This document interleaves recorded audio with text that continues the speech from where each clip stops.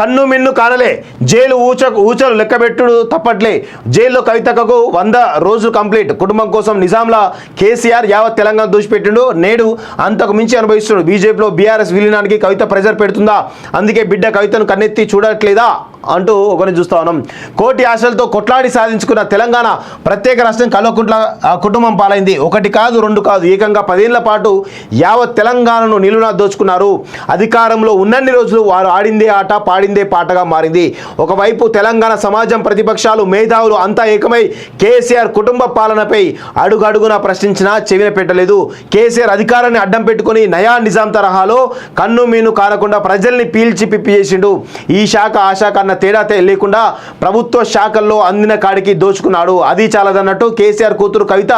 రాష్ట్రం ఎల్లలు దాటి ఢిల్లీ లిక్కర్ స్కామ్ను అంతా తానే నడిపింది తీరా సీన్ రివర్స్ కావడంతో కవితక్క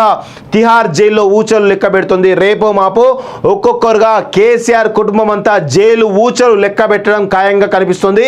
ఇప్పటికే కాళేశ్వరం ప్రాజెక్టు నిర్మాణం విద్యుత్ కొనుగోలు అంశంలో కేసీఆర్ అడ్డంగా దొరికిపోయాడు దీనికి తోడు ఫోన్ ట్యాపింగ్ వ్యవహారం పీకల దాకా ముంచుకొచ్చేసింది మరీ చేసిన పాపం ఊరికే పోతుందా ఓవైపు జనం గగ్గోలు పెడుతున్న కొడుకు కూతులకు ఉన్నత పదవులు కట్టబెట్టిండు కానీ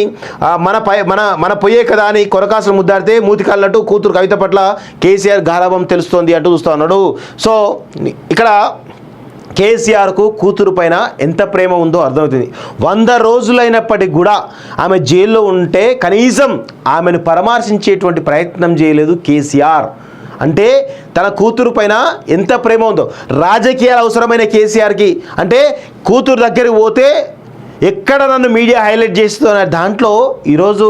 కేసీఆర్ ఎంత నీచాతి దేజారిండో సొంత కూతురును కూడా అసలు ఎలా ఉంది పాపం ఉన్నదా లేదా ఏం చేస్తుంది ఏడుస్తుందా తిన్నదా ఏం చేస్తుందో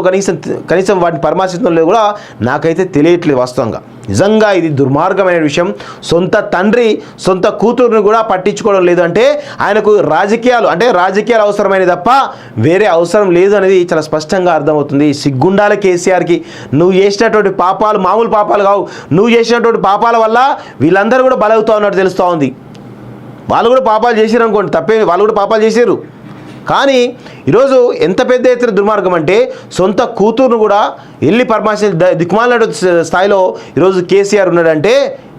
ఏ విధంగా కేసీఆర్కు తన సొంత కుటుంబం మీదనే సొంత కూతురు ప్రేమ లేనాడు తెలంగాణపై ప్రేమ ఉందని ఎవరు నమ్ముతారు